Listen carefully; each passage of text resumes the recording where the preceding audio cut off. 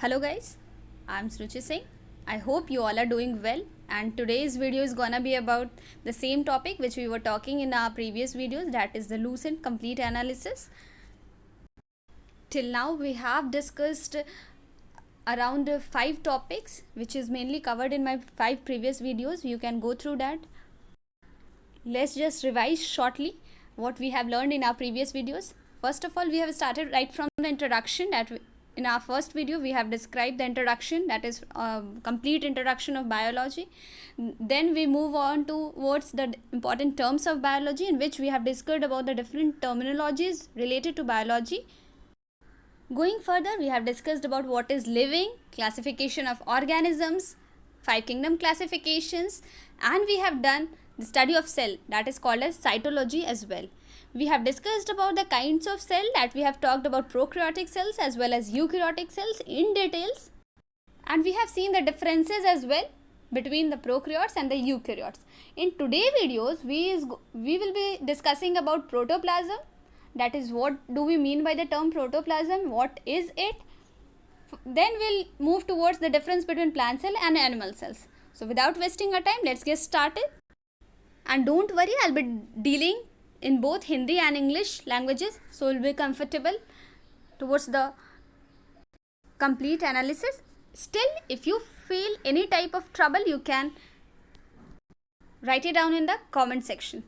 तो अभी तक हम लोगों ने डिस्कस किया है पूरे कंप्लीट एनालिसिस, हम लोग का ये वीडियो चल रहा है लूसेंट का, जिसमें कि we'll be focusing on biology, हम लोग फोकस कर रहे हैं. अभी तक हम लोगों ने डिस्कस किया है उसके इंट्रोडक्शन से लेकर के सेल साइटोलॉजी क्या होती है, प्रोकैरियोट्स यूकैरियोट्स क्या होते हैं, और आज के वीडियो में हम लोग डिस्कस करेंगे प्रोटोप्लाज्म.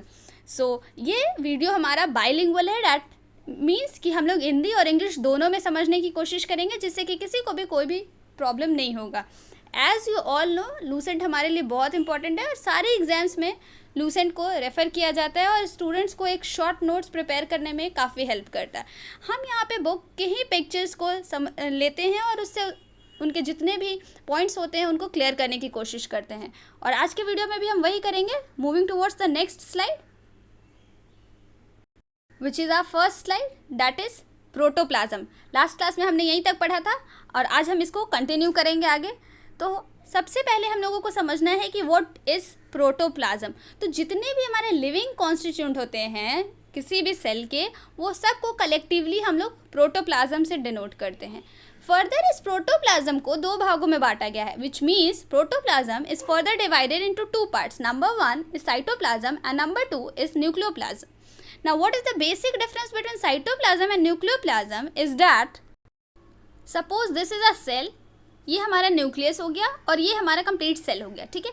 अब जो भी साइटोप्लाज्म को अगर हम लोग डिफाइन करेंगे, तो विच मीन्स जितने भी हमारे लिक्विड मटेरियल्स इस न्यूक्लियस के बाहर प्रेजेंट हैं और इस सेल मेम्ब्रेन या सेल वॉल के अंदर प्रेजेंट है, that is termed as cytoplasm. I hope this is clear to you. The same is written on the book itself. The fluid found outside the nuclear membrane, वो वैसे सारे fluid जो कि हमारे nuclear membrane जो हमारा ये हो गया उसके बाहर प्रेजेंट है.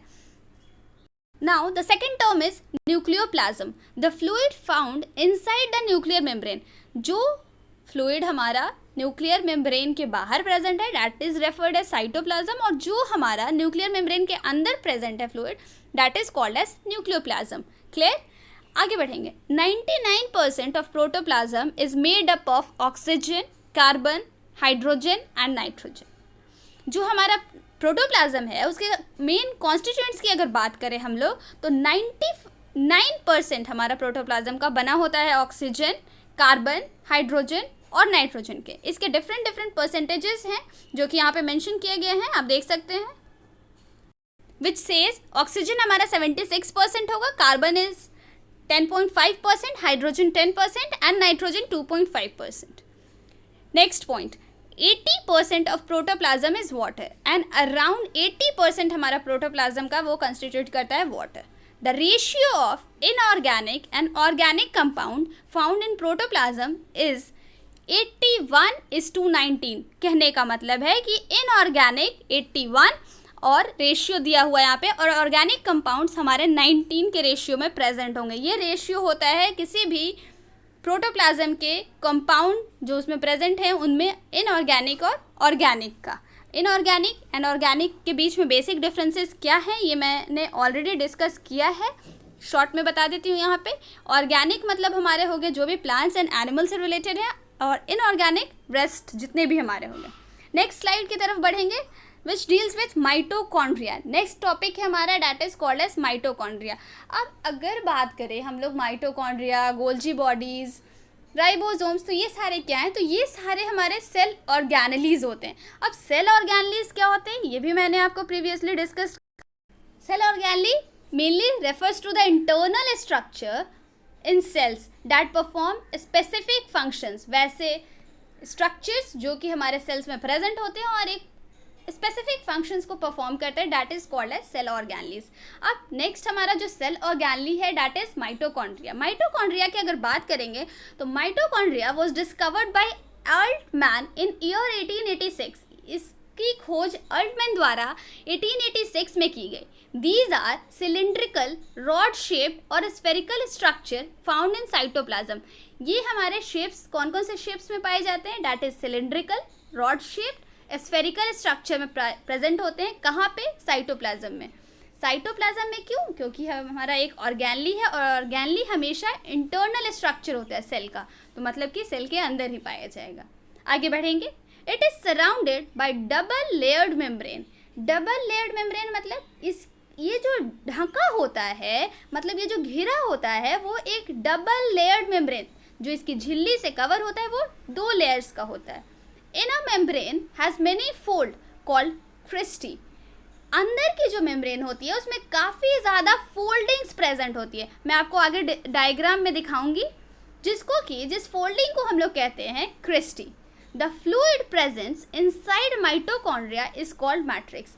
माइटोकॉन्ड्रिया के अंदर पाए जाने वाले फ्लूइड को हम लोग क्या कहेंगे, matrix, which contains many enzyme and coenzyme. और इस मैट्रिक्स में हमारा क्या होगा, ये मैट्रिक्स हमारा क्या कंटेन करेगा, it will contain various types of enzyme as well as coenzyme. आगे बढ़ेंगे और नेक्स्ट टॉपिक को देखेंगे, इसी का next point that is mitochondria is considered as prokaryotic cell inside eukaryotic. और ऐसा कंसिडर किया जाता है, ऐसा माना जाता है दैट माइटोकॉन्ड्रिया एक एक्ट करता है प्रोकैरियोटिक सेल जो कि एक यूकैरियोटिक सेल के अंदर है। Next will talk about the functions of mitochondria. Mitochondria के फंक्शंस क्या होते हैं। माइटोकॉन्ड्रिया के अगर फंक्शंस की बात करें तो these act as the respiratory site of cellular respiration. Respiration chapter में मैंने बहुत ही डिटेल में बताया कि किस तरीके से वेरियस टाइप्स ऑफ रेस्पिरेशन हमारा क्या है। उसी तरीके में एक हमारा टाइप्स में सेलुलर रेस्पिरेशन भी आता है, जो कि cellular respiration is possible only because of the mitochondria, because mitochondria act as a respiratory site of cellular respiration. I hope this is clear. Moving further, mitochondria synthesize energy rich compound ATP. Now पहला function हम लोगों ने देखा कि ये हमारा respiratory site act करता है सेलुलर रेस्पिरेशन के लिए।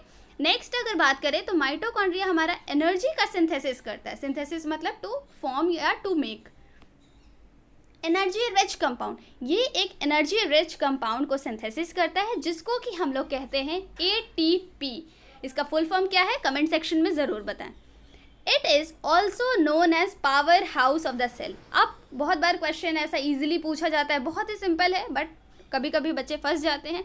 Power house of the cell किसको कहते हैं, तो माइटोकॉन्ड्रिया को हम लोग power house of the cell कहते हैं। It is also known as power house of the cell. ATP is known as energy currency of cell. पहला क्वेश्चन, पावर हाउस किसे कहा जाता है सेल का, तो दैट इज माइटोकॉन्ड्रिया। दूसरा क्वेश्चन हमारा बन सकता है एनर्जी करेंसी ऑफ सेल को क्या कहते हैं, that is ATP। And don't forget you have to comment what is the full form of ATP, what does ATP stands for. Next हम लोग देख लेते हैं माइटोकॉन्ड्रिया का एक डायग्राम, जो कि ये मेरा खुद का बनाया हुआ है। मैं थोड़ा सा इसे एक्सप्लेन कर देती हूँ। वैसे आपको माइटोकॉन्ड्रिया का मेरा एक इंडिविजुअल वीडियो भी मिल जाएगा, लेकिन चूंकि ये हमारा एग्जाम पर्सपेक्टिव से बनाया गया वीडियो है, तो इसमें इतना डिटेल में आपको सारे ऑर्गेनेल्स को नहीं पढ़ना है, बस थोड़ा सा इसे देख लेंगे एक बार। माइटोकॉन्ड्रिया का मतलब ही होता है, ये हमारा 2 वर्ड से बना है, दैट इज माइटो एंड कॉन्ड्रिया। माइटो मतलब हमारा थ्रेड और कॉन्ड्रिया मतलब हमारे ग्रैनुअल्स होते हैं, ठीक है। बात करेंगे स्ट्रक्चर की। अभी मैंने आपको बताया कि माइटोकॉन्ड्रिया हमारा क्या है, डबल मेम्ब्रेन बाउंडेड स्ट्रक्चर होता है। डबल मेम्ब्रेन हो गया हमारा, एक ये और एक ये। इनर साइड्स हमारे फोल्ड्स में होते हैं, मैंने बताया था आपको, वही चीज़ यहाँ पे दिखाया गया है। और अब बात करेंगे कि किसको क्या बोलते हैं, जो हम लोगों ने अभी थ्योरेटिकली पढ़ा वो हम लोग यहाँ पे डायग्राम की हेल्प से देखेंगे। इस फोल्डिंग स्ट्रक्चर को हम लोग कहते हैं क्रिस्टी। ये हमारा आउटर मेम्ब्रेन हो गया, जो कि हमारा पोरस होता है और कंटिन्यू होता है। और ये हमारा इनर मेम्ब्रेन हो गया, जो कि हमारा फोल्डेड होता है। इनर मेम्ब्रेन के अंदर प्रेजेंट हमारे जो लिक्विड्स फॉर्म में होते हैं, इसके हम लोग मैट्रिक्स कहते हैं। बस इससे ज़्यादा आपको इसके बारे में समझने की और कोई भी आवश्यकता नहीं है। बढ़ेंगे आगे और देखेंगे हमारा नेक्स्ट पेज लूसेंट बुक का, और ये डील करता है हमारा नेक्स्ट ऑर्गेनेली से, that is Golgi bodies. Talking about Golgi bodies was discovered by scientist Camillo Golgi के द्वारा इसकी डिस्कवर किया गया। Golgi bodies are made up of groups of tubes, vesicles and vacuoles. Golgi bodies हमारे tubes, vesicles और vacuoles के group से मिलकर बनता है। In plant it is more in number and here it is known as dictyosomes. Golgi bodies plant में इसकी number काफ़ी ज़्यादा होती है, और इस सेम गोल्जी बॉडीज़ को प्लांट के केस में we refer it as a dictyosomes. इसको हम लोग डाइक्टोजोम्स के नाम से जानते हैं। अब अगर बात करें गोल्जी बॉडीज़ के फंक्शन की, तो it work as storage, processing and packaging of material. इसका काम क्या है, स्टोर करना, प्रोसेस करना, पैकेजिंग ऑफ मटेरियल का पैक करना। मतलब कि ये हमारा एक तरह से अगर समझने के लिए समझा जाए तो ये हमारा एक मूवर्स एंड पैकर्स की जैसा काम करता है। ये किसी भी सब्सटेंस को स्टोर करेगा, उसको प्रोसेस करेगा, पैक करेगा मटेरियल को। It also involve in the synthesis of cell wall, plasma membrane and lysosome. ना सिर्फ ये हमारा स्टोरेज, प्रोसेसिंग और पैकेजिंग ऑफ मटेरियल में हेल्प करता है, ये इन्वॉल्व होता है हमारे सिंथेसिस ऑफ सेल वॉल के सिंथेसिस में, प्लाज्मा मेम्ब्रेन और लाइसोसोम्स के भी सिंथेसिस में। It helps in the synthesis of carbohydrate from simple sugar which combine with protein made by ribosomes forming glycoprotein। इस पॉइंट को मैं एक्सप्लेन कर देती हूँ। ये हमारा हेल्प करता है इन द सिंथेसिस ऑफ कार्बोहाइड्रेट के सिंथेसिस में। कैसे? With the help of simple sugar, जो कि हमारा मिल जाता है प्रोटीन के साथ। अब ये प्रोटीन हमारा कौन बनाएगा? राइबोसोम बनाएगा। आगे देखेंगे हम लोग राइबोसोम के बारे में भी, उसके फंक्शन के बारे में। और ये मिल के बनाता है हमारा glycoprotein. I hope this would be clear to you. Moving towards the next slide, and यहाँ पे हमारा एक गोल्जी बॉडीज़ का पिक है, डायग्राम है जो मैंने बनाया है। आप इसे देख लीजिए और समझ जाइए कि क्या किस तरीके से ये हमारा बना होता है। मैंने आपको बताया कि ये वैक्यूल्स, वेसिकल्स और ट्यूब्स लाइक स्ट्रक्चर के फॉर्मेशन से मिलके बनते हैं, ठीक है।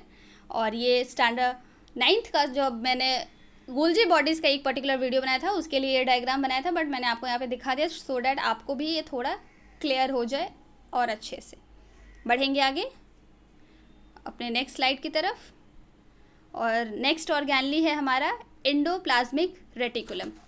एंडोप्लाज्मिक रेटिकुलम की अगर बात करें तो ये हमारा मेम्ब्रेनस नेटवर्क होता है ट्यूब्यूल्स का, जो कि प्रेजेंट होता है हमारे साइटोप्लाज्म में, और इसी को हम लोग एंडोप्लाज्मिक रेटिकुलम कहते हैं।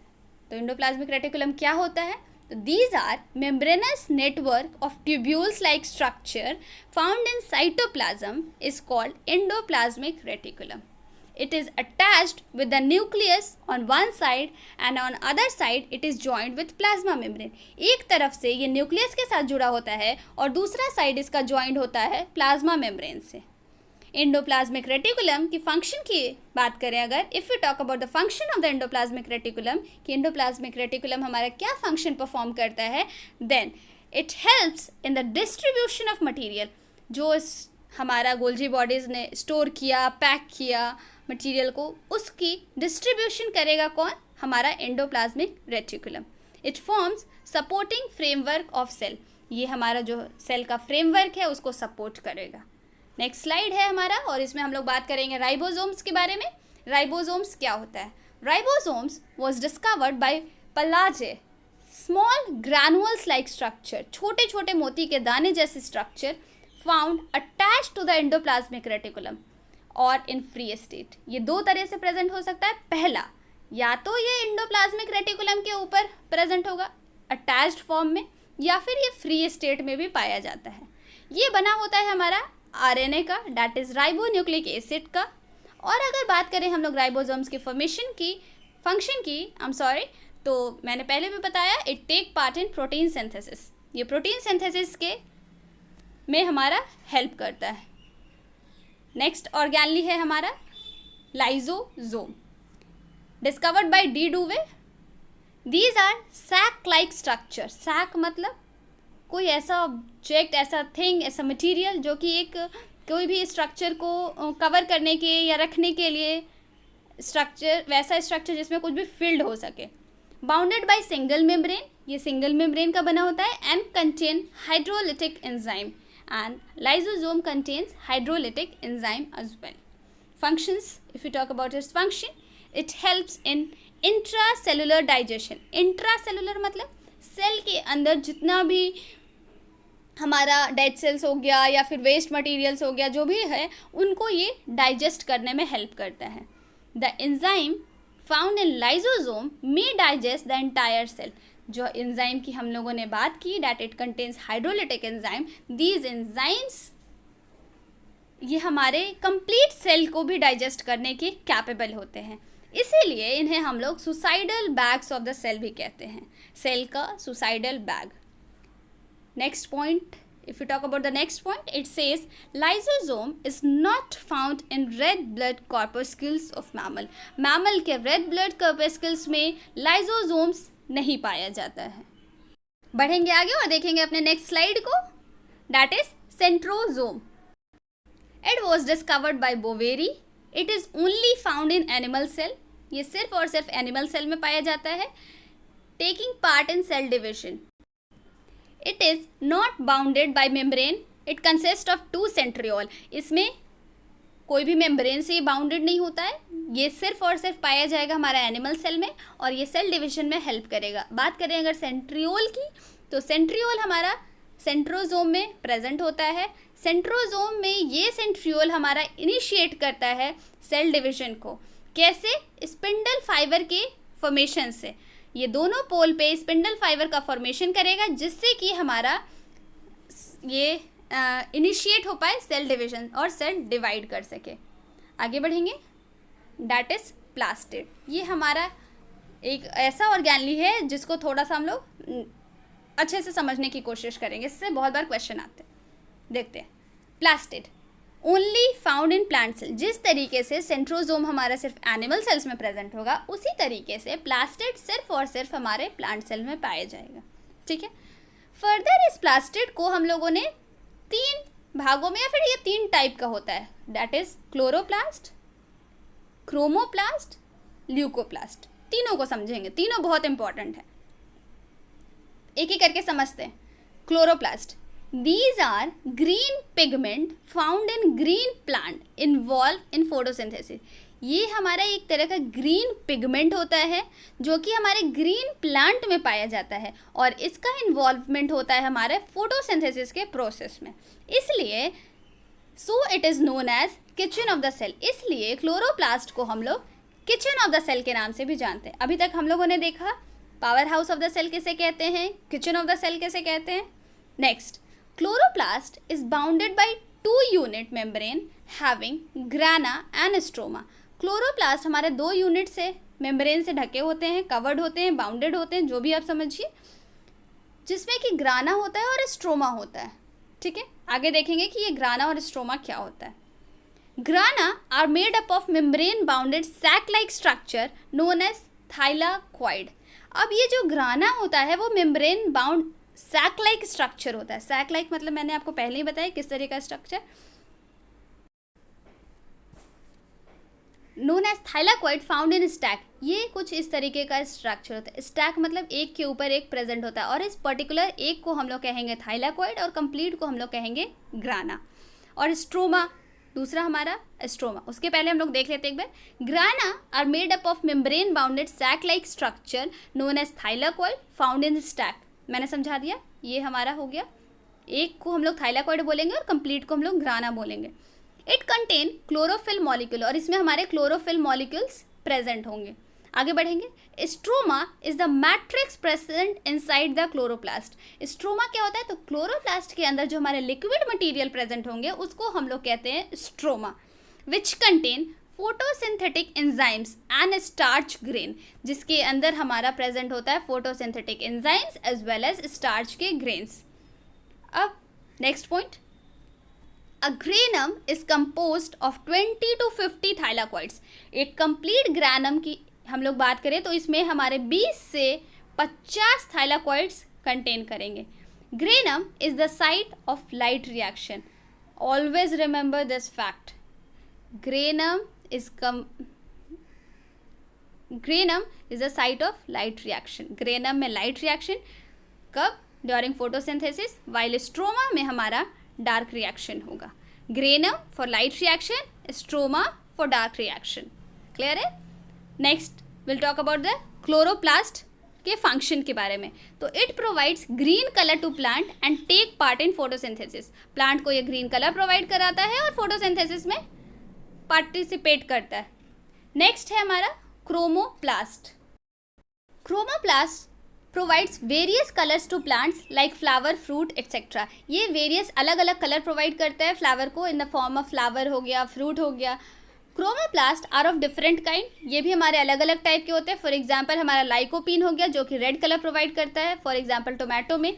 नेक्स्ट इज कैरोटीन जो कि हमारा ऑरेंज कलर प्रोवाइड करेगा प्लांट को, या फिर येलो या ऑरेंज कुछ भी, फॉर एग्जांपल हमारा कैरेट में। बेटानिन जो कि हमारे शुगर बीट में प्रेजेंट होते हैं। नेक्स्ट है हमारा ल्यूकोप्लास्ट। ये हमारे कलरलेस होते हैं और ये हमारा इसका फंक्शन होता है टू स्टोर द फूड। किस फॉर्म में? स्टार्च के फॉर्म में, फैट के फॉर्म में या प्रोटीन के फॉर्म में, और ये हमारे अंडरग्राउंड स्टेम में या रूट में प्रेजेंट होते हैं। क्लियर है? क्लोरोप्लास्ट, क्रोमोप्लास्ट एंड ल्यूकोप्लास्ट सब समझ आ गया। आगे बढ़ेंगे, नेक्स्ट स्लाइड देखेंगे। नेक्स्ट है हमारा vacuole. It is fluid filled single membrane bounded dead organelle of cell. In plant cell it is larger in size but in animal it is smaller in size. Vacuole हमारा fluid filled single membrane bounded dead organelle of cell है, मतलब कि ये fluid से भरा हुआ single membrane से bounded एक डेड ऑर्गेनली है सेल का। प्लांट सेल में इसका साइज बड़ा होगा लेकिन एनिमल सेल में इसका साइज छोटा होगा। फंक्शन की अगर बात करें तो ये ऑस्मो रेगुलेशन में हेल्प करता है। ऑस्मो रेगुलेशन क्या होता है मैंने आपको समझाया अपने प्रीवियस वीडियोस में, आप वहाँ चेक कर लीजिए। It stores toxic metabolic waste, और ये हमारा स्टोर करता है जितने भी मेटाबॉलिक वेस्टेज हैं उनको। Next is nucleus. तो न्यूक्लियस को हम लोग डील करेंगे अपने नेक्स्ट वीडियो में। आज के लिए बस इतना ही। यहीं पे हम लोग अपने सेशन को वाइंड अप करते हैं। मिलते हैं बहुत ही जल्द और उसमें एक्सप्लेन करेंगे हम लोग न्यूक्लियस को, फर्दर फिर प्लांट सेल और एनिमल सेल के डिफरेंसेस को, क्रोमोसोम्स को, और भी जितनी चीज़ें हमारे जो बच गई हैं उसके। आई होप मेरी ये इनिशिएटिव और ये वीडियोस आपके लिए हेल्पफुल होंगी। सो अपने रिव्यूज़ कमेंट सेक्शन में ज़रूर शेयर करें। Thank you for watching. Have a great day.